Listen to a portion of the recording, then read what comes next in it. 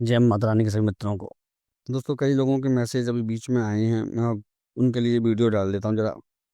कई लोग कहते हैं गुरुजी हमारे पास हमने नंबर डाला था यूट्यूब पे, कमेंट में हमारे पास फ़ोन आया आपका। तो देखो मित्रों, पहले तो ये बता दूं कि मैं किसी को फ़ोन नहीं करता हूँ, पहली चीज़।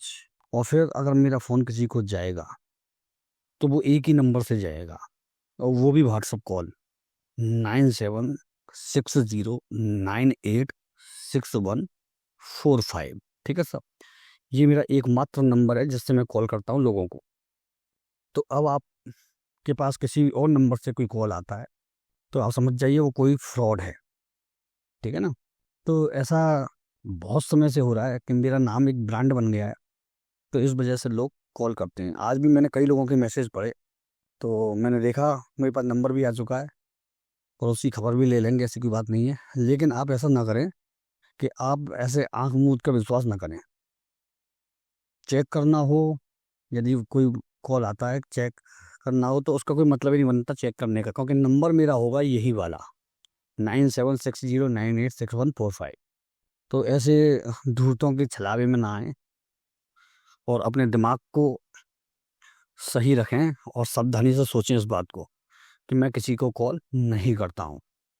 और उनको साधनाओं के नाम पे 15,000 रुपये किसी को बताए, किसी को 10,000 बताएं, किसी को 5,000, किसी को 3,000 बता दिए। ठीक है ना।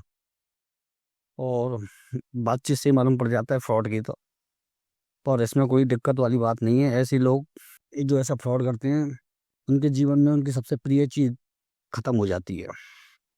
ये मैंने देखा है, क्योंकि कैसे लोगों से पैसे लिए होंगे, कोई मजबूर होगा, कोई परेशान होगा, उससे ये फ्रॉडगिरी कर ली। तो ऐसे लोगों के बच्चे भुगतते हैं फिर, और खून के आंसू होते हैं ऐसे लोग। तो ऐसे लोगों के बारे में ज़्यादा परवाह करने की जरूरत नहीं है, उनको दंड मिलता है। लेकिन आप लोग अपने आँख कान नाक खुले रखें, और अब इस प्रकार की मूर्खता को, मतलब मूर्खता का परिचय ना दें ऐसे लोगों की बातों में आकर के। क्योंकि ऐसे लोगों के लिए तो मैं भी कुछ नहीं कर सकता, जो इतने मूर्ख होते हैं कि जो पकड़ नहीं कर पाते इस बात की, जबकि नंबर सब अलग है, सब चीज़ अलग है। तो अभी आप दूसरी बातों में झांसों में आ रहे हैं। और एक बात ध्यान रखिएगा, यूट्यूब पर कतई भी इस चैनल में कमेंट में अपना नंबर ना डालें, क्योंकि मैं ना तो कभी जवाब दूंगा।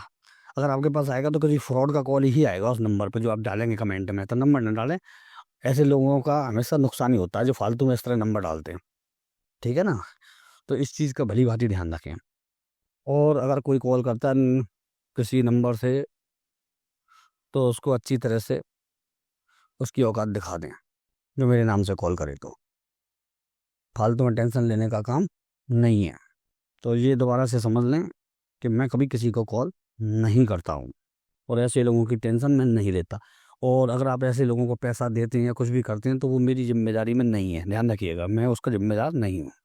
वो आप खुद ही उस नुकसान के जिम्मेदार है। क्योंकि क्या क्या समझते हैं लोग कि हम सचेत नहीं करते, तो मैं सचेत इस तरह कर देता हूँ।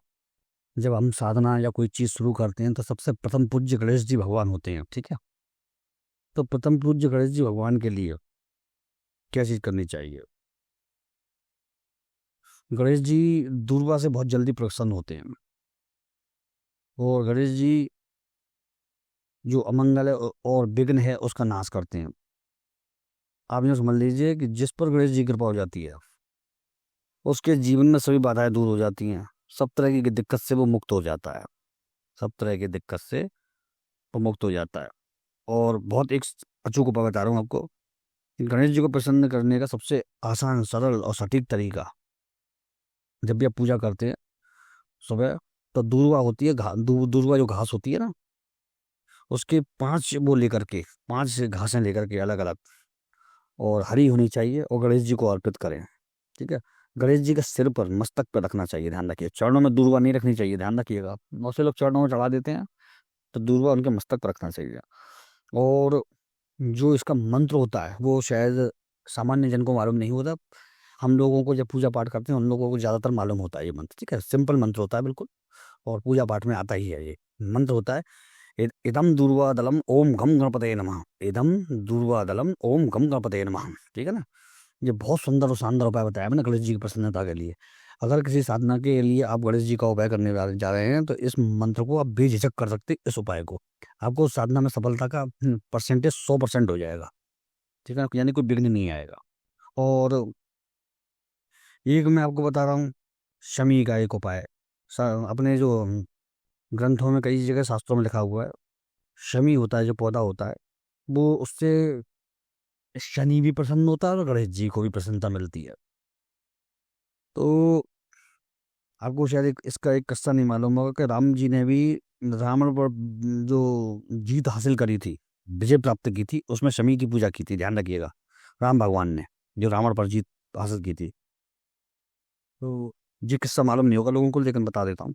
ठीक है, तो उस समय उसने भगवान राम ने शमी की पूजा की थी। गणेश जी को भी प्रिय है। शमी के जो कुछ शमी के पत्ते होते हैं उसमें से 6 पत्ते लेकर के नियमित गणेश जी को वो करें, आप अर्पित करें। ये उपाय आपको जो करना है वो शनिवार को करना है। पहला बताया था दुर्वा का, वो बुधवार को करना है। ध्यान रखिएगा, इससे शनि और गणेश जी महाराज दोनों की प्रसन्नता प्राप्त होगी। ठीक है ना, ये छोटे छोटे उपाय होते हैं, ये बहुत कारगर सिद्ध होते हैं। अब गणेश जी के लिए एक मैं बहुत सुंदर एक चीज बता रहा हूँ आपको। लड्डू होता है ना, जिसको हम मोदक कहते हैं। जब गणेश जी का और भगवान परशुराम का युद्ध हुआ था भयंकर, तो गणेश जी का दांत टूट गया था युद्ध में। अब जो कथा है भगवान के हिसाब से भाव के हिसाब की जाती है। तो गणेश जी को खाने में तकलीफ हुई उस समय, क्योंकि उन्हें चबाना पड़ा। तो लड्डू, मुलायम मुलायम लड्डू, वो बड़ी आराम से गणेश जी खा लेते थे। तो इसे चबाना भी ज़्यादा नहीं पड़ता है, मुंह में जाते ही घुल भी जाते थे, जो मुलायम मुलायम शुद्ध घी के लड्डू होते थे। तो इसीलिए तब से ही गणेश जी को मोदक का प्रसाद लगाया जाने लगा, लड्डू का, और वो बहुत प्रिय हो गए ये। तो इस तरह से कथाएं होती हैं, लेकिन इनमें भी कहीं ना कहीं सार होता है, इनमें भी कोई ना कोई बात होती है। चलिए ठीक है मित्रों, जय माँ भवानी, जय माता रानी की। मैंने आपको छोटी सी चीज़ बता दी है और आपको अच्छा लगा होगा इस चीज़ को जान के। ठीक है ना, और सावधानी बरतिएगा, मैंने जो कहा है पहले उस बात की। जय माता रानी, जय माँ भवानी।